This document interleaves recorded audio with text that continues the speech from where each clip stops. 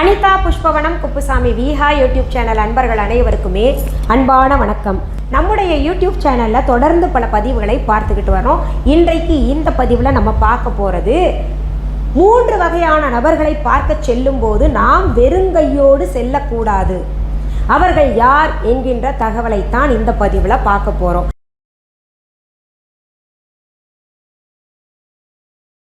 அதற்கு முன்பாக இன்றைக்கு பிறந்த நாள் மற்றும் திருமண நாள் காண இருக்கின்ற அனைவருக்குமே என்னுடைய வாழ்த்துகள்.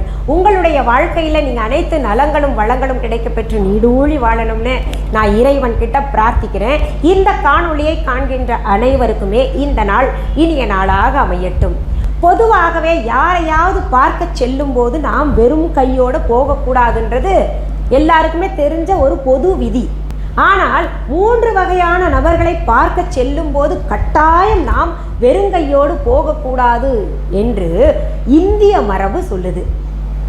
பொதுவாகவே நிறைய பழக்க வழக்கங்கள் நல்ல விஷயங்கள் எல்லாம் நம்முடைய இந்திய மரபு சாஸ்திரங்கள் எல்லாம் சொல்லி கொடுத்துக்கிட்டு வருது. அதுதான் காலங்காலமாக நம்ம கடைபிடிச்சுக்கிட்டு வர்றோம்.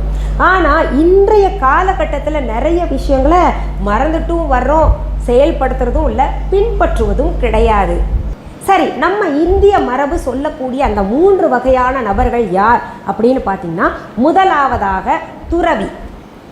துறவின்னா இந்த காலத்து துறவியை நான் சொல்லலை, அந்த காலத்தில் துறவிகள் இருந்தாங்க. எப்படின்னா, தனக்கு எதுவுமே வேண்டாம், காட்டில் போய் உக்காந்துக்கலாம், இறை நாமம் இறை சிந்தனை ஒன்று மட்டுமே போதும் அப்படின்னு வாழ்ந்துக்கிட்டு இருந்தாங்க.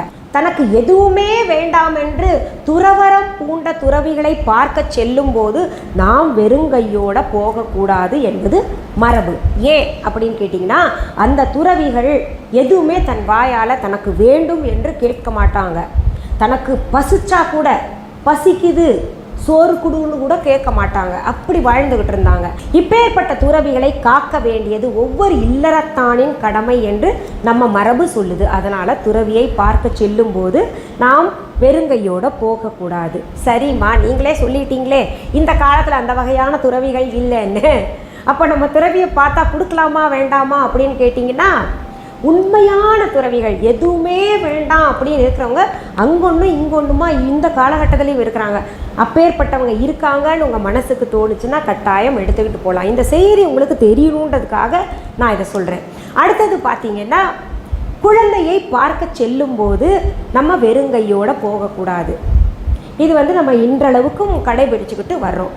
ஒவ்வொரு குழந்தையுமே சமுதாயத்தில் ஒரு ஆளாக நம்ம நினைக்கணும். அடுத்த தலைமுறையை எடுத்து செல்கின்ற ஒரு நபராக நம்ம மனதில் கொள்ளணும். இன்னொன்று, இந்த உலக இயக்கமே ஒவ்வொரு குழந்தையும் பிறக்கின்ற காரணத்தினால தான் இயங்கிக்கிட்டு இருக்குது. இல்லைன்னா பிரளயம் வந்துடும், உலகம் அழிஞ்சு போயிடும் இல்லையா. இன்னொன்று, சில குழந்தைகள் பணக்கார வீட்டில் பிறந்திருக்கும், சில குழந்தைகள் வறுமையில் இருக்கக்கூடிய வீட்டிலே பிறந்திருக்கும். இந்த ஏழை வீட்டு குழந்தைக சில நேரங்களில் பால், அதாவது தாய்ப்பாலை தவிர வேறு எந்த பாலும் வாங்கி கொடுக்க முடியாத ஒரு சூழ்நிலையில் பிறந்திருக்கும். அப்போ நம்ம என்ன பண்ணலாம், அந்த குழந்தைக்கு துணிமணி எடுத்துகிட்டு போகலாம். அந்த சிறு பிள்ளையாக இருக்கும்போது, அதுவே வளர்ந்த பிள்ளையாக இருந்தால் பழங்கள் சாப்பிட்ற பருவமாக இருந்துச்சுன்னா பழங்கள் வாங்கிட்டு போகலாம், துணிமணி வாங்கிட்டு போகலாம், பொம்மை விளையாடுறதுக்கு வாங்கிட்டு போகலாம். என்ன வாங்கிட்டு போகணுன்றது அவரவர்களுடைய விருப்பம் மற்றும் உங்ககிட்ட பணம் எவ்வளோ இருக்கோ அதுக்கேற்ற மாதிரி தான் வாங்கிக்கிட்டு போகணும். ஆனால் அதற்கான காரணங்கள் பல இருக்குது. அடுத்தது பார்த்தீங்கன்னா, நோயாளியை பார்க்க செல்லும்போது வெறுங்கையோடு போகக்கூடாது. அதே காரணம்தான், பணக்காரராகவும் இருக்கலாம், ஏழையாகவும் இருக்கலாம். இன்னொன்று, நோய்வாய்ப்பட்டு கிடக்கும் பொழுது எல்லாருமே தன்னம்பிக்கையை இழப்பார்கள். நம்ம உயிரோட வாழ்வோமோ இல்லையோ அப்படின்ற ஒரு எண்ணம் ஏற்படும். அந்த நேரத்தில் நம்ம போய் பார்க்கணும் கட்டாயம். அதுவும் ஏதாவது வாங்கிட்டு போகணும். அவர் சாப்பிட்றாரா, இது வாங்கிட்டு போகும்போது வீட்டுக்குள்ளே பேசிப்பாங்க. அவர் எந்த நிலைமையில் இருக்காரோ, சாப்பிட்றாரோ இல்லையோ, கொழால உணவு போகுதோ, என்ன வாங்கிட்டு போகிறது அப்படின்றதெல்லாம் பேசுறது நானே கேட்டிருக்கேன் நிறையா. அப்படியெல்லாம் நம்ம யோசிக்க வேண்டாம். அவர் நிலை தெரிஞ்சால் அதுக்கேற்ற மாதிரி வாங்கிட்டு போகிறது நல்லது. அப்படி இல்லைன்னா கூட, நிலை தெரியலன்னா கூட கட்டாயம் வாங்கிட்டு போகணும் ஏதாவது.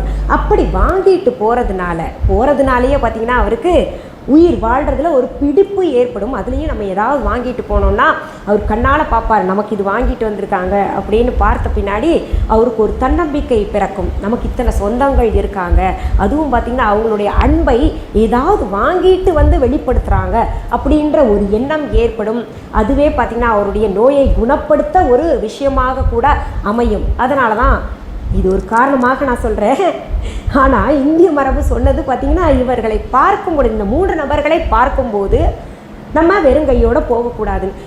இப்படி வெறுங்கையோடு போகக்கூடாதுன்னு நம்ம சொல்லி வச்சோன்னா இத்தனை விஷயங்கள் நமக்கு புரியாமையே போகும் இல்லையா?